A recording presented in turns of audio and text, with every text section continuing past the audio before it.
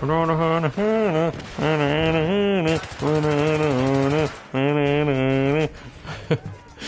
it going, everyone? It's time for another Battlefield 3 loadout, and if you couldn't tell from my little training chant, we're going to take a look at a loadout to play as the US Army Rangers. The Army Rangers aren't a true special operations force, but they're still respected as the elite members of the United States Army. This loadout is going to be very similar to the United States Navy SEALs that we did recently in this series, which means we're going to use the engineer kit to get all of that M4A1. So talking about the M4, let's get started and take a look at the weapons and accessory configuration for this Army Ranger loadout. I didn't know whether to use the Scar H as the selected weapon for this loadout, seeing as the Scar H has been used by the Army Rangers, although it didn't see very widespread deployment. So I thought I'd just stick with the M4 once again, with it being the most recognisable weapons used by the Army Rangers. The attachment configuration is also going to be very similar to previous loadouts. Most of the US forces use the SOP mod package, which includes that EOTech holographic sight, laser sight, foregrip and tactical flashlight.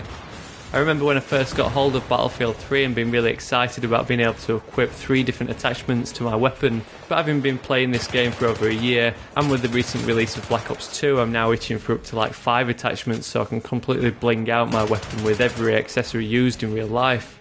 I've used a combination of holographic sight, foregrip and tactical light plenty of times in these loadouts, so to mix things up a bit I'll go with the holographic sight, foregrip and this time the laser sight. Once again, if you were taking into consideration in-game performance, you probably wouldn't equip the foregrip, and you might alternatively use that Cobra red dot sight, which is my own preference for optics since it's got that lower zoom level as opposed to the 1.5 times of the holographic sight. But at least that laser sight is going to give us some advantages over that tactical light, with it granting us increased hip fire accuracy and that little laser beam that's going to help us line up our shots and make us more deadly at close range. Although most Rangers would probably prefer 45 caliber sidearm, being part of the standard United States Army Forces, the Rangers are just given the standard issue Beretta M9, so we'll equip that in game for our sidearm. If you want to stay true to this loadout, you might want to go with the M9 Tactical, just so that the sidearm isn't automatically switched to that MP443 when placed on the Russian team. So moving on, let's take a look at the Gadget Specializations and of course the camo to play as a US Army Ranger in Battlefield 3. The Army Rangers have a wealth of firepower at their disposal and often use launchers like the Carl Gustav and the AT4 as anti-tank tools, so in game we'll go with that free fire small launcher. From the other engineer gadget options we'll go with the M15 mine. This kind of represents the breaching kit and demolitions charges used to blow out doorways and get into enemy buildings. Each Army Ranger is given a special Ranger load carrying system, which comprises of that body armour and vest, containing loads of magazine and grenade pouches, as well as hydration packs and various pockets to stuff your survival gear. So to relate to this in game, we'll go with that ammo specialisation, which is described as additional tactical ammunition pouches to allow the player to carry a greater amount of primary and secondary ammo.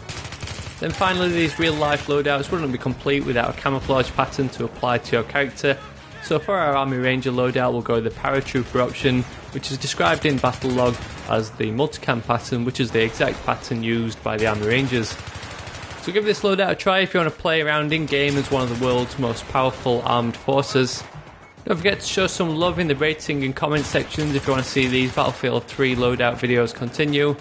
I definitely still enjoy creating them as long as people still enjoy watching them.